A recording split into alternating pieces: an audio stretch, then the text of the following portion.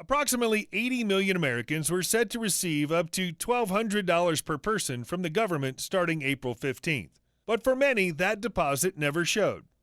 That same day, the IRS also launched a new tool called Get My Payment to enable those expecting stimulus checks to track the status of their payment.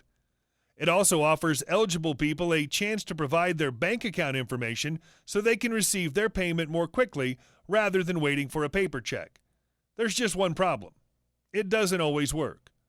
While the portal was functioning early on, by mid-morning, users who tried to log in were greeted with a message that read, "Due to high demand, you may have to wait longer than usual to access this site." Other users reported that after being asked to wait, they were able to input their information, but then received a message reading, "Payment status not available," and were directed to an FAQ page. Springfield resident Mary Patarozzi tracked her own payment only to find it had been deposited into an account with a number she didn't recognize. Patarozzi said, "It's showing the last 4 digits, and the third digit was 1 digit off in my checking account ending in 1234. I'll just say that theirs was ending in 1244. Fearing her money was deposited into the wrong bank account, she called Representative Darren LaHood's office for assistance, who then told her to contact the IRS directly. But that didn't help either, she said. "It's just a menu. You're not talking to anybody. There's nobody there, period." Patarozzi was able to receive her federal tax returns this year as a direct deposit, so there was no administrative error on her part. The IRS website said it's not possible to update bank account information after a payment has been processed or sent. Patarozzi said, "I know we're not alone, but I don't know what else to do. How do I know if my money went into somebody else's account? It's frustrating. Am I going to get it?" But wait, the problems related to the distribution of stimulus payments don't end there. The IRS is directing some of the one-time payments to bank accounts of deceased individuals. It's not immediately clear how many deceased people received the direct deposits. Representative Thomas Massey, a Republican from Kentucky, said a friend texted him to say his father, dead since 2018, had just received his $1,200 in stimulus money. This isn't the first time the federal government had issued stimulus checks to the dead. According to a 2010 report from the Social Security Administration's Inspector General, more than 71,500 dead Social Security recipients received $250 stimulus payments under the American Recovery and Reinvestment Act. Deceased Social Security recipients got $18 million of the $13 billion set aside for all Social Security recipients in that Obama-era stimulus package. The CARES Act provided a lifeline for taxpayers and small businesses, but as a one-time cash payment, many fear that it didn't do enough to support taxpayers in one of our country's greatest times of need, especially in light of the fact that many people still have not received their stimulus checks. To address this, members of Congress have made 2 separate proposals. One that would provide Americans over the age of 16 with a $2,000 monthly check for up to 12 months. Yes, you heard that right.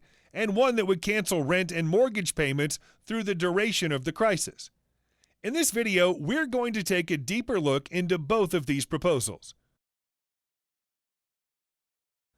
Representatives Ro Khanna from California and Tim Ryan from Ohio introduced the Emergency Money for the People Act. This act, if passed, would provide additional cash payments to Americans. The Emergency Money for the People Act would provide a $2,000 monthly payment to every qualifying American over the age of 16 for up to 12 months.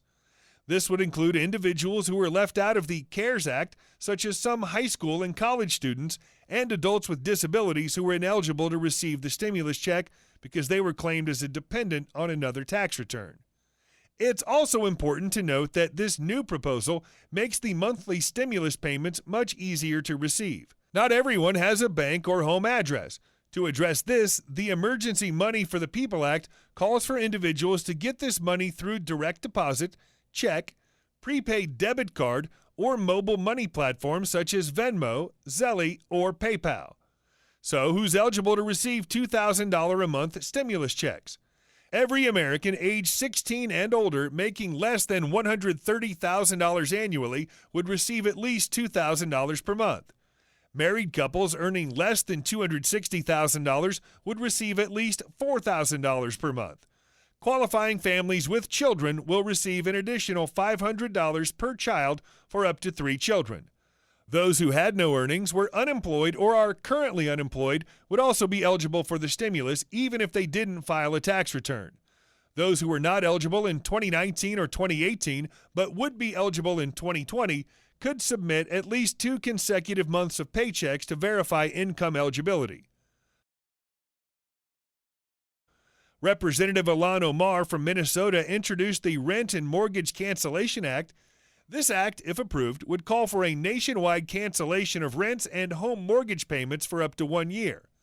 The bill would include full rent payment forgiveness for your primary residence, full mortgage payment forgiveness for your primary residence, no accumulation of debt for renters or homeowners, no negative impact on their credit rating or rental history. It would establish a relief fund for landlords and mortgage holders to cover losses. It would create an optional fund to finance the purchase of private rental properties to increase the availability of affordable housing. The bill would be retroactive to March 13, 2020, and would last for 1 year unless extended. Renters and homeowners who made payments during April 2020 would be reimbursed for their payments.